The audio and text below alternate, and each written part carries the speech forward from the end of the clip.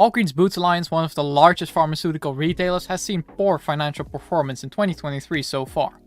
The company's revenue increased by 8.6%, indicating an increase in sales, but their Q3 net income is down 59% year over year, and the company posted 2 quarters without profits this year so far, which hasn't happened in years. And to make things worse, the loss they posted in Q1 2023 was almost $4 billion. Because of these financial facts and increasing fear in the retail industry, the stock is down 31% year to date, with the stock being down 75% from all-time highs and trading at a price that we have not seen since the global financial crisis of 2008.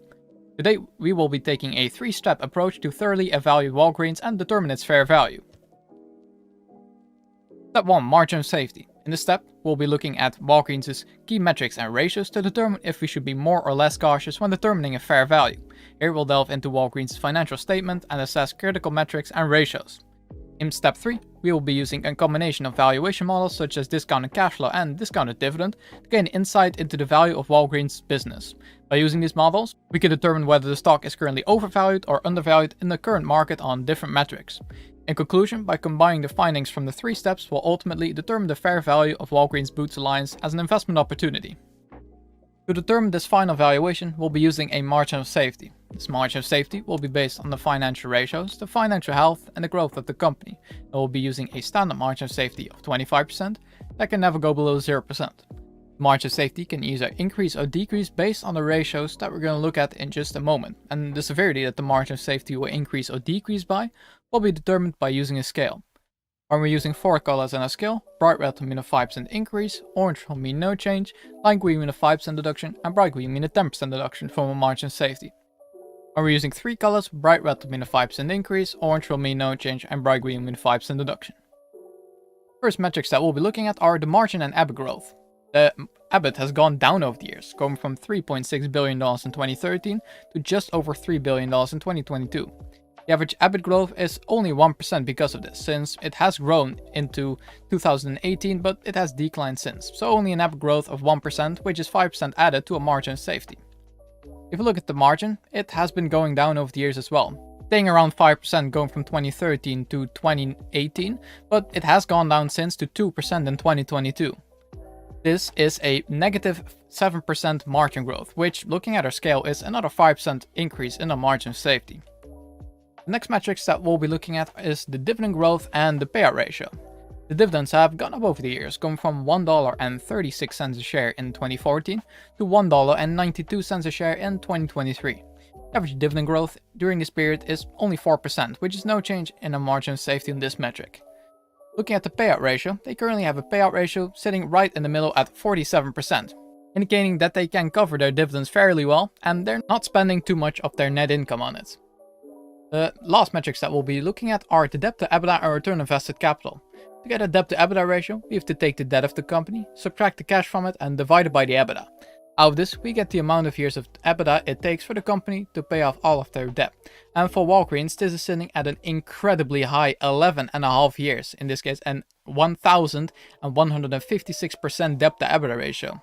This is probably one of the largest debt to EBITDAs that I've ever seen, and this is mainly due to their low cash position, their high debt position, and their EBITDA not being as high as previous years. And this gives them another 5% increase in the margin of safety, I'm afraid.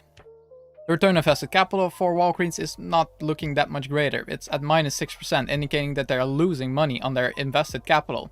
And this also indicates that the management hasn't been very effective at allocating this capital. This is yet another 5% increase in the margin of safety. It's not looking that great so far for Walgreens, but let's go look at the valuation models next to determine the intrinsic value of Walgreens. The first valuation model that we'll be using is the discounted cash flow model. We've imported the free cash flow from Walgreens going from 2013 to 2022.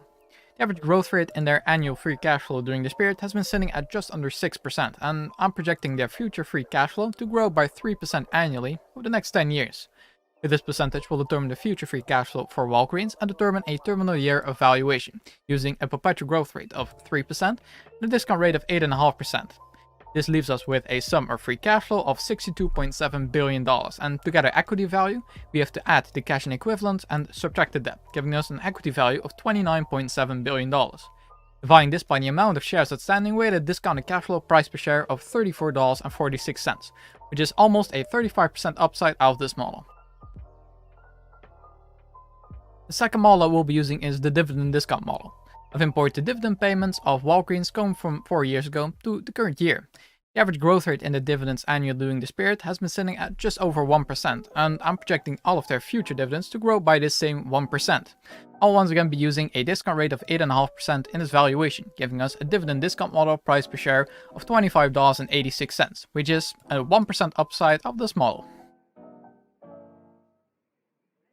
The next model that we'll be using is Graham's revised valuation formula. This model will take a look at the earnings per share that Walgreens is generating, the growth rate estimate projected by Wall Street, and the current yield of AAA corporate bonds in relation to the average yield of AAA corporate bonds, always sitting at 4.4. And we go by the theory of Benjamin Graham that a PE of a company with no growth should never exceed 7.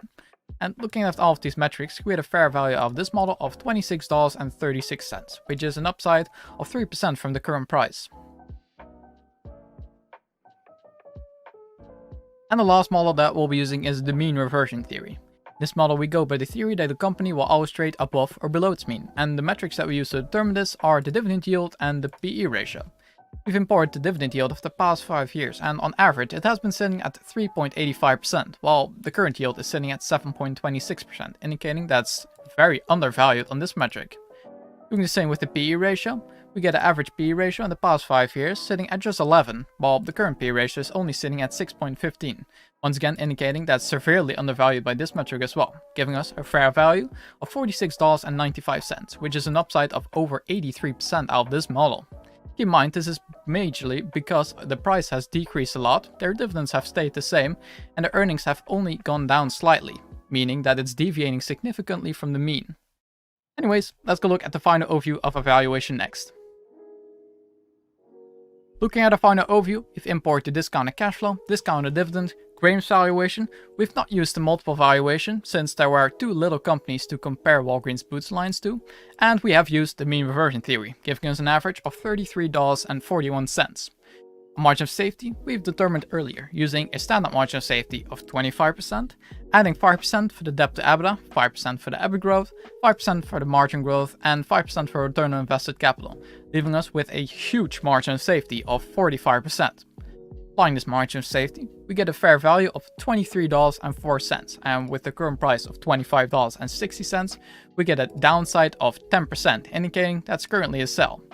Usually I would say that there's always a premium added to Dividend Kings, but in this case it's mainly the fear that has gotten to Walgreens Boots Alliance, and this is not fear for nothing. Their financial performance hasn't been that great lately, their net income has dropped and also their EBITDA has been going down significantly, and the retail sector as a whole has been struggling. Oh, and by the way, if you want to get access to all of the valuation models that I use in my videos and much more, you can check in the description for my Patreon link. And if there's any other companies that you would like to see me cover on this channel, please let me know in the comments. Thanks for watching.